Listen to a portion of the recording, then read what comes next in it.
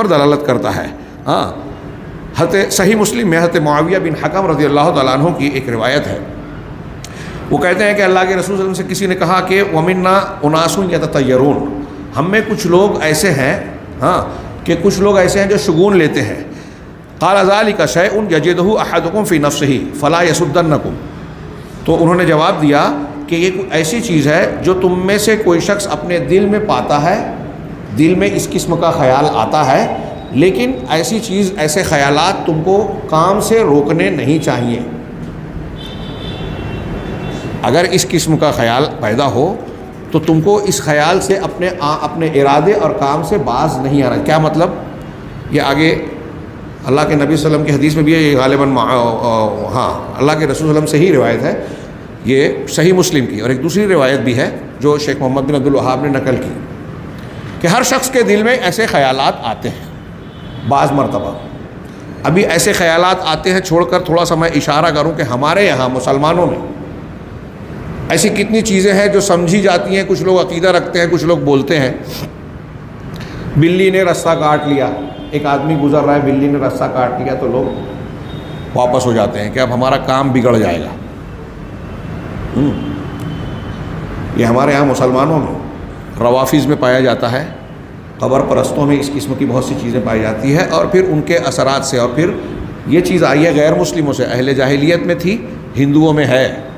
ہاں، گھر سے نکلنے لگے تو ٹوکنا نہیں چاہیے، شیشہ ٹوٹ گیا اس کا مطلب کچھ برا ہونے والا ہے.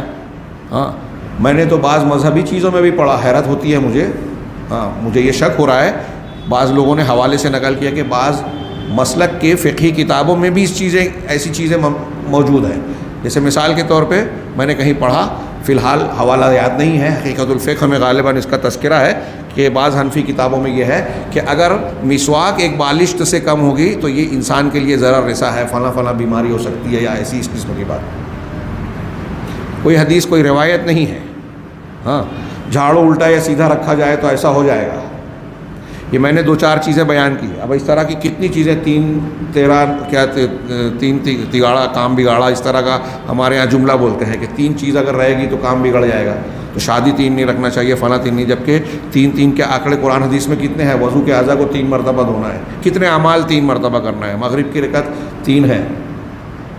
تو یہ 3 کی تعداد میں کچھ لوگ نحوست محسوس کرتے ہیں. ہمارے یہاں کچھ لوگ بولتے ہیں کہ یہ نمبر میرے لیے جو ہے ان لکی ہے، برا ہے، اگر یہ نمبر تعداد رہے گی تو برا ہوگا، اور یہ نمبر رہے گا تو یہ میرے لیے لکی ہوگا. یہ ہندوؤں کے یہاں ہے. ایسی کتنی چیزیں ہیں. جسم کے اعضاء میں کوئی لڑکی آ رہی ہے تو پہلے اس کو چیک کیا جاتا تھا کہ اس کے پیر کے جو نیچے کا حصہ ہے اس میں اگر سیدھا پن ہے اس کا مطلب وہ منحوس ہے. ہمارے یہاں میں نے سنا کچھ لوگوں سے کہ ابھی بھی کچھ لوگ کرتے ہیں. پہلے ہی ہوتا کہ بارات نکلتی تھی تو دولہے کو سوار کیا جا رہا ہے کسی سواری پہ، گھوڑے وغیرہ پہ، اس کے نیچے نکلنے سے پہلے انڈا رکھ رہے ہیں. اگر انڈا نہیں ٹوٹا تو بدشگونی، ٹوٹ گیا تو شگون اچھا ہے. یہ جو چند باتیں مجھے یاد آ رہی ہیں، میں ایسا سمجھتا ہوں کہ یہاں جو لوگ موجود ہیں، اور خاص طور سے ہماری مائیں بہنیں خواتین میں اس قسم کی چیزیں بہت عام ہیں. اور اس کے بڑھنے کی ایک وجہ، جیسا کہ میں نے کہا تھا، فلمی کلچر، ٹی وی کلچر. فلموں اور ٹی ویز کو دیکھ کر غیر اسلامی دنیا کی جو باتیں ہمارے یہاں دہرائی جاتی ہیں، بولی جاتی ہیں، اس پر ہمارے بہت سارے مسلمان جاہل مرد اور خواتین جو قرآن حدیث کو پڑھتے نہیں، عقیدہ سیکھتے نہیں، مسجدوں سے تعلق نہیں رکھتے، علماء کے بیچ بیٹھتے نہیں، اس بارے میں تحقیق نہیں کرتے، وہ سنی سنائی ان باتوں کو عقیدے کی طرح قبول کر لیتے. اور ایسی کتنی چیزیں، میں پھر سے کہنا چاہوں گا کہ میں نے چند مثالیں دی. ہو سکتا ہے یہاں کچھ لوگوں کے دماغ میں آ رہا ہو کہ مولانا کو فلاں مثال بھی دینی چاہیے جو میرے دماغ میں اس وقت نہیں آ رہی ہے، اور آپ کے علم میں ہو، دماغ میں ہو. ایسی بہت ساری چیزیں، ان چیزوں کا اثر کوئی بھی انسان کی قسمت پر، خیر شر پر اور نفع اور نقصان سے تعلق میں نہیں پڑتا. لیکن جیسا کہ ہم جانتے ہیں اس قسم کا عقیدہ ہندوؤں میں بڑی شدت سے پایا جاتا ہے. شگون لیتے ہیں. اب تو ٹی وی چینلز پر باقاعدہ پروگرام ہوتے ہیں، میں نے سنا ہے کہ بعض مسلمان بھی دیکھتے ہیں کہ سنیچر کا دن ہے، اگر آپ کی پیدائش کی یہ تاریخ ہے، یہ ٹائم ہے، تو آپ کا معاملہ ایسا ہوگا، فلاں وقت کی پیدائش ہے تو آج آپ گھر سے نہ نکلیں. ورنہ آپ کے لیے برا ہوگا، کسی سے لڑائی جھگڑا ہوگا، بحث مباحثہ ہوگا۔ آج آپ کے لیے بہت اچھا ہے، کاروبار میں فائدہ ہوگا، کاروبار میں نقصان ہو سکتا ہے، اس لیے آج کوئی لین دین نہ کیجیے۔ ہاں، اب تو ہندو دھرم میں تو یہاں ہے کہ گھر بھی جو ہے واسطوں کے حساب سے بنایا جائے، کون سی چیز مشرق میں ہونی چاہیے، کون سی مغرب میں، کون سا رنگ اختیار کرنا چاہیے، ٹیبل کہاں ہونا چاہیے، کرسی کہاں، فین کہاں، کھڑکی کہاں، وہ واسطوں کا ایک علم کہلاتا ہے ان کے یہاں۔ ہاں، جیوتش ودیا۔ ہاں، یہ بی جے پی گورنمنٹ نے پچھلی ٹرم میں کوشش کی تھی کہ کالج میں ایک سبجیکٹ کے طور پر اس کو داخل کیا جائے، جس کی لوگوں نے شدید مخالفت کی کہ آج کے سائنسی دور میں، تحقیقاتی دور میں اس قسم کی بدعقیدگی کی کوئی گنجائش نہیں ہے، لیکن وہ بضد تھے، اور وہ علم پڑھائیں نہ پڑھائیں، آپ دیکھیں گے کہ یہ اس قسم کی بدعقیدگی کا کتنا اثر اور دخل ہے سماج اور معاشرے میں۔ ہمارے یہاں ہندوستان میں آپ دیکھتے ہیں کہ بڑے بڑے لیڈران جو غیر مسلم ہیں، کچھ مسلمان بھی، اپنی الیکشنی تحریک یا کوئی کام جاری کرنے کے لیے دیکھتے ہیں کہ شبھ مہورت کیا ہے۔ ہندوؤں میں کنڈلی ملا کر شبھ مہورت اور بد مہورت نکالا جاتا ہے، لڑکی کی کنڈلی ملائی جاتی ہے کہ دونوں کی تاریخ پیدائش کو ملا کر، کنڈلی ملا کر دیکھا جائے، اگر نہیں ہے تو اس کا مطلب رشتہ اچھا نہیں ہوگا، فلاں عورت فلاں وقت میں اگر پیدا ہوئی ہے تو وہ جو ہے منحوس ہے، اس سے شادی نہیں کرنی چاہیے۔ یہ ایسی کچھ مثالیں یاد آتی گئی، میں نے کچھ باتوں کا ذکر کر دیا۔ ایسی کئی چیزیں ہیں جو مسلمانوں میں بھی عقیدے کی شکل میں بدعقیدگی کی موجود ہیں، اور یہ سب بدشگونی اور طیرہ کے باب میں داخل ہیں، جن کا تعلق شرک سے ہے، شرک اصغر۔ اگر اس میں باقاعدہ عقیدہ نہ ہو کہ یہ چیز بذات خود اپنے اندر قوت و طاقت رکھتی ہے، اگر بذات خود قوت و طاقت رکھے تو یہ شرک اصغر ہوگا، یعنی انسان کا جو ایمان واجب ہے، جو ایمان صحیح توحید ہونی چاہیے، اس کے خلاف ہے۔ اللہ کے رسول صلی اللہ علیہ وسلم نے کہا کہ بدشگونی شرک ہے، جو حدیث پیش کی، اس کا یہی مطلب ہے کہ جیسی توحید آپ کی ہونی چاہیے، اگر آپ کے اندر شگون کا کوئی مادہ ہے تو پھر آپ کے اندر ویسی توحید اور ویسا ایمان نہیں ہے جو ہونا چاہیے، جس کو ایمان واجب کہا جاتا ہے اصطلاح میں۔ ایک ہے ایمان واجب، ایک ہے ایمان مطلق۔ تو ایمان واجب، ایمان مطلق کامل درجے کا، اور واجب، ایمان واجب کامل درجے کا، مکمل جو اعلیٰ درجے کا معیار ہے، اور مطلق کو کہیں گے کم سے کم جتنا ہونا چاہیے، تو یہ اس کے منافی ہے، کمال توحید کے خلاف ہے۔ اب کچھ لوگوں میں یہ صحابی رسول نے پوچھا، اور حضرت عبداللہ ابن مسعود کی بھی ایک روایت ہے جو شیخ محمد بن عبد الوہاب نے نقل کی، کہ ہر انسان کے دل میں یہ خیال آتا ہے، آپ کے اور ہم کے بھی، ہمارے دماغ میں بھی بعض مرتبہ آتا ہے کہ کہیں یہ ایسا ہو رہا ہے، برائی تو نہیں ہو جائے گی۔ تو اگر یہ خیال بطور وسوسہ کے دل میں پیدا ہو رہا ہے تو اللہ کے نبی صلی اللہ علیہ وسلم نے حکم دیا کہ یہ خیال آ رہا ہے تو اس کو جھٹک دو، تم کام سے مت رکو۔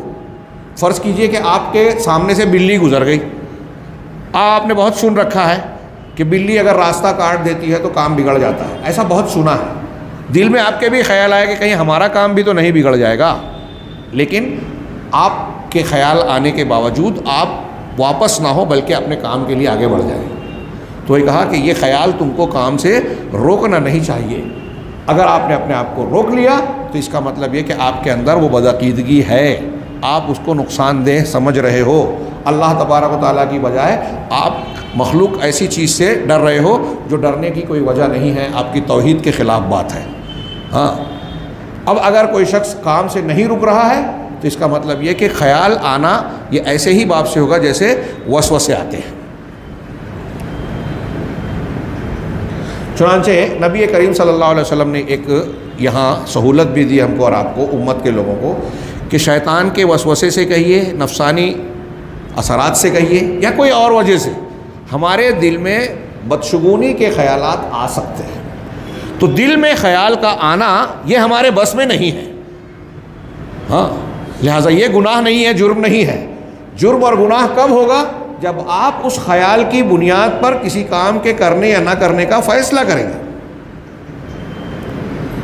کہ میں یہ کام اس وجہ سے کرنے سے رک جاؤں کہ ایسا ایسا ہو گیا ہے، ہاں، تو ظاہر سی بات ہے کہ تب آپ کے عقیدے میں خرابی ہے۔ عقیدہ یہ ہونا چاہیے کہ اس کائنات کا مالک اللہ تعالیٰ ہے، نفع اور نقصان اسی کے ہاتھ میں ہے۔ جو شخص ایسا عقیدہ رہے گا تو اس نے توحید کا مضبوط دستہ پکڑ رکھا ہے، اللہ تعالیٰ کی مضبوط رسی کو تھامے رکھا ہے، اللہ تبارک و تعالیٰ پر بھروسہ ہے، اور جس کو اللہ پر بھروسہ ہوگا اس کو بدشگونی کا خیال، اس کو اس کے اس عقیدے کی کے اندر خلل نہیں ڈالے گا، اور اس عقیدے کے ہوتے ہوئے اس کو کسی کام کو کرنے یا نہ کرنے پر نہیں ابھارے گا۔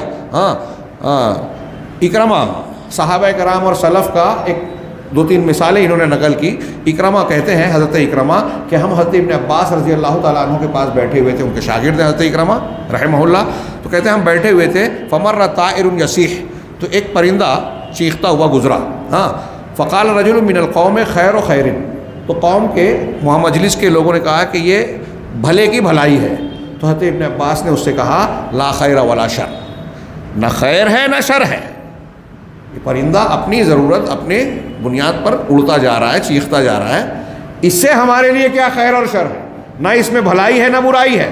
تو آگے کہہ رہے ہیں اللہ، حضرت ابن عباس نے بہت جلدی کی، بہت تیزی سے اس کا انکار کیا تاکہ خیر اور شر کے سلسلے میں کوئی شخص جو ہے ایسی بدعقیدگی میں مبتلا نہ ہو۔ یہ انبیاء کرام اور ان کے تربیت یافتہ صحابہ کرام کا یہ مزاج تھا کہ بدعقیدگی کا فوراً رد کرتے تھے۔ اسی طریقے سے ایک واقعہ نقل کیا کہ حضرت طاؤس، یہ تابعی ہے، حضرت طاؤس اپنے ایک ساتھی کے ساتھ سفر میں نکلے، چنانچہ دوران سفر ایسا ہوا کہ ایک کوے نے آواز لگائی، کاؤں کاؤں کی، کوے کی نے کائیں کی آواز بلند کی، تو آدمی نے کہا خیر، ان کی یہ اچھی بات ہے۔ تب طاؤس نے کہا وَأَيُّ خَيْرٍ عِندَ هَذَا، اس کوے کے پاس کون سی بھلائی ہے، لا تصحبنی، انہوں نے کہا کہ تم میرے ساتھ مت رہو، اپنے پاس سے بھگا دیا۔ عقیدے کے سلسلے میں سلف کا کیسا مزاج تھا، غور کیجیے کہ جو شخص ایسا عقیدہ رکھتا ہے کہ ایک پرندے نے بولا اور کہا کہ یہ خیر ہے، اس میں اچھائی ہے، تو ایک تو اس کا رد کیا اور دوسرے کہا کہ تم میرے ساتھ مت رہو، نکل جاؤ یہاں سے، ساتھ مت رہو، یعنی شگون اور بدشگونی نہیں